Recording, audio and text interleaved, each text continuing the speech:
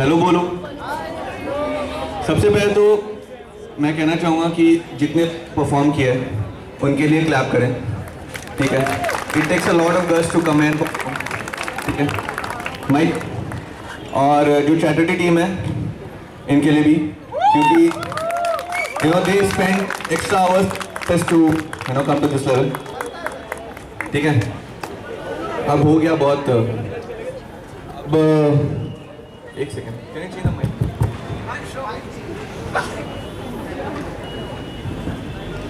Hello. हाँ, तो idea तो होगा ही लोगों को कि मैं क्या करने वाला हूँ, घिसा पिटा है मेरा। तो मैंने सोचा कि जो एट्रिशन की लहर चल रही है दुनिया में, सीएससी में भी, यही लहर अगर बॉलीवुड में चलेगी तो क्या होगा। तो अभी हम एक छोटी सी जर्नी लेंगे और देखेंगे कि जब ये एट्रिशन की लहर बॉलीवुड में पड़ती है तो सारे जो एक्टर्स हैं वो एक अल्टरनेट कैरियर कर रहे हैं, तो कौन क्या कर रहा है। अच्छा लगे तो ताली ज़रूर बजाएं। शुरू करते हैं बुजुर्ग कलाकार से, अशोक कुमार से। अशोक कुमार अब दिल्ली मेट्रो में अनाउंसर का काम कर रहे हैं, तो कैसे कर रहे हैं? छन पकाया छन। Notice centre sector 18 sector 15। रेलगाड़ी। अगला स्टेशन अक्षरधाम है। यात्री से अनुरोध है कि बाएं ओर उतरे। एक मिनट। अक्षरधाम तो हाफने में निकल गया, इंद्रप्रस्थ आ गया। एक और पुराने कलाकार राजेश खन्ना काका, उन्होंने जॉनसन बेबी शैम्पू को एडवर्टाइज किया। तो हमने पूछा कि आप उसको क्यों एडवर्टाइज कर रहे हैं, तो काका ने कहा, तुमने लगता है जॉनसन बेबी शैम्पू की टैगलाइन नहीं पढ़ी रे, उसमें लिखा है no more tears and I hate tears रे पुष्पा। और तुम्हें बता दूं कि मैंने एक और बिजनेस शुरू किया है वाइपर बनाने का। मैं सर वाइपर आप क्यों बनाए? मैंने जिंदगी में और क्या किया है रे, वाइपर ही तो बना हूँ। इसके आगे निकलते थोड़े जवान कलाकार हमारे सनी देओल साहब। सनी देओल के उनके एंगर मैनेजमेंट इश्यूज के कारण कहीं नौकरी नहीं मिल रही। फाइनली जैसे तैसे करके वो एक फाइनल मैनेजमेंट राउंड में घुसते हैं। तो सब कुछ सही चल रहा होता है तो मैनेजर ने गलत सवाल पूछ दिया कि are you flexible enough to work in night shift. बस ये भड़क गया।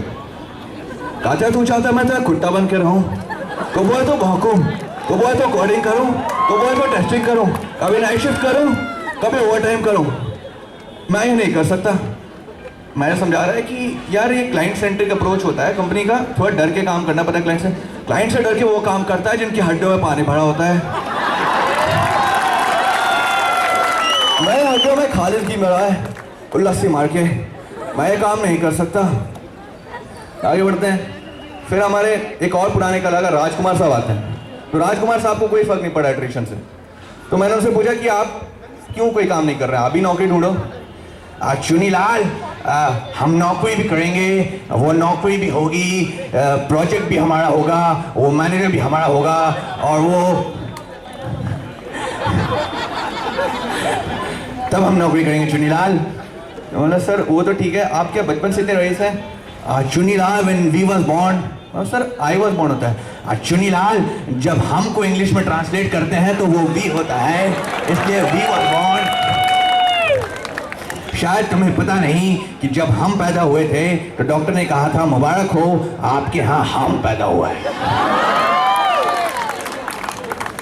इसके बाद मैं सोचा कि जो सिंगर्स थे वो भी थोड़ा आउट ऑफ टच हो गए थे, तो वो अब कुछ लोग टेली ब्रांड्स में नौकरी कर रहे थे। वो कुछ मोटा पतला होने की दवाई ये वो। तो कुछ लोग क्या कर रहे हैं, दो सिंगर्स हैं उनको यूज़ किया जा रहा है कॉन्स्टिपेशन की दवाई के लिए। जैसे कुमार सानू साहब है, कुमार सानू का फेस देख के आपको लग सकता है कि उनको कॉन्स्टिपेशन है, तो गाना गा रहे हैं। मेरे हालात ऐसे हैं कि मैं कुछ कर नहीं सकता, तड़पता है ये दिल लेकिन याहें भर नहीं सकता, पेट है भरा भरा और तुम और खाने की बात कहते हो। इसी तरह हमारे सोनू निगम साहब, उनका हर गाना वैसे होता है, दीवाना मैं हूँ दीवाना तेरा दीवाना।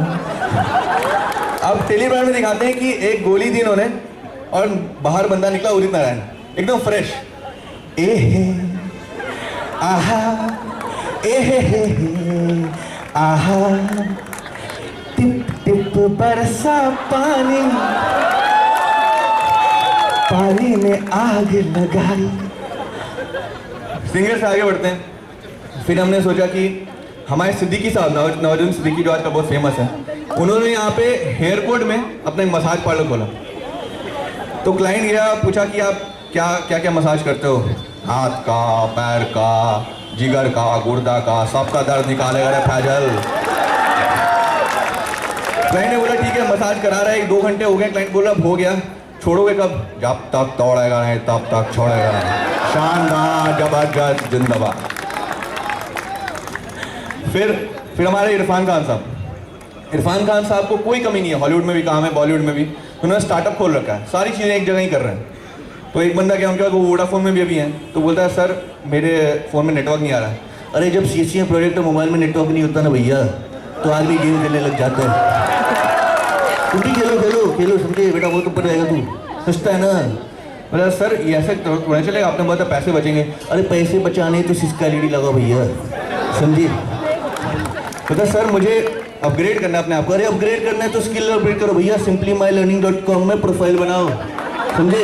अरे ये ऑफिस नहीं है, शतरंज है। हर कोई PM बनना चाहता है, समझे। PMP करो और PM बन जाओ।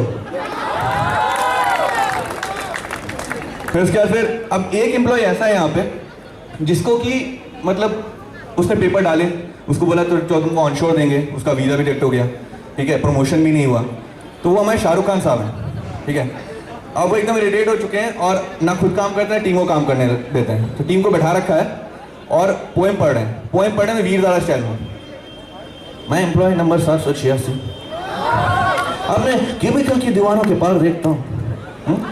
केबिन में बैठे अपने PM को रोज देखा करता हूँ। पता नहीं कभी कॉन्फ्रेंस कॉल पे किसको डांटता रहता है। वो कहते हैं प्रोजेक्ट आएगा, ट्रेनिंग करते रहो। फिर क्यों ये सपना जैसा लगता है।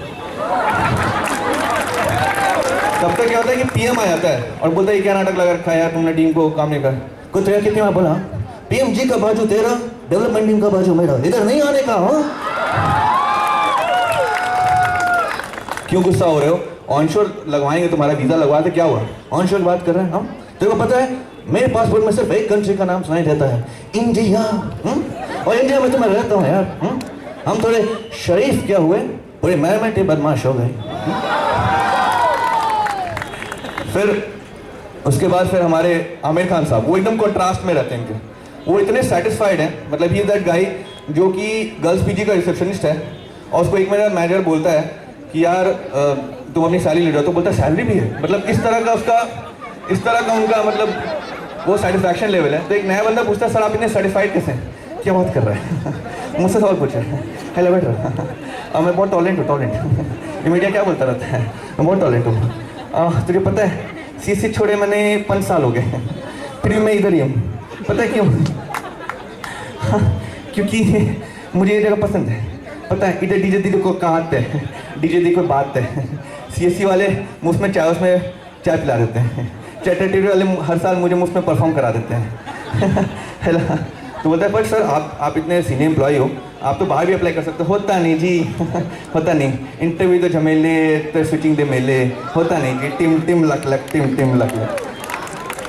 फिर निकलते हैं, फिर लास्ट में हमारे नाना पाटेकर सब आते हैं, ठीक है। नाना पाटेकर सब आते हैं, तो नाना पाटेकर सन की आदमी है, ठीक है, और वो सनक का ही काम कर रहे हैं। सनक का क्या काम कर रहे हैं? वो बारिश बेच रहे हैं, ठीक है। तो एक बंदा पूछता है कि सर बारिश कैसे बोल सकते हो, सच्ची मुच्ची बारिश? तो वो अपना पोएटिक अंदाज में बोलते हैं, हाँ मेरे दोस्त वही बारिश जो आसमान से आती है, बूंदों में गाती है, नदियों में फिसलती है, मोड़ पे चलती है, फिर आगे निकलती है। ये बारिश अक्सर गीली होती है, इसे पानी भी कहते हैं। उर्दू में इसे आप, मराठी में पानी, तमिल में तन्नी, कन्नड़ में नीर और बांग्ला में इसे जौल कहते हैं। संस्कृत में इसे वारी, नीर, जीवन, पै, अमृत, अम्बु भी कहते हैं। ग्रीक में ऐसा क्यूप्यूरा, इंग्लिश में वाटर और फ्रेंच में आओ और केमिस्ट्री में H2O कहते हैं। पानी तो पानी है, पानी जिंदगानी है, इसे जब की नदी सूखी हो, मन कहीं पैसा और दिमाग में लगी हो आग, तो मैं अक्सर बारिश नाम का ही गीला पानी लेने की राय देता हूँ। मेरी मानिए मेरी बारिश खरीदिए, सस्ती सुंदर टिकाऊ बारिश, इससे कम में कोई दे तो चोर की सदा मेरी, आपकी ज्योति सर पे मेरी बारिश खरीदिए, खरीद ले आजा खरीद। हमने सर मैं नहीं खरीदा। काय को आया था यहाँ पे? क्या पिठा दे तेरी, काय को आया? मुँह लगा दिया, भगवान ने लगा मांगे, निकल जाएगा से, के गले गिर दूंगा। Thank you.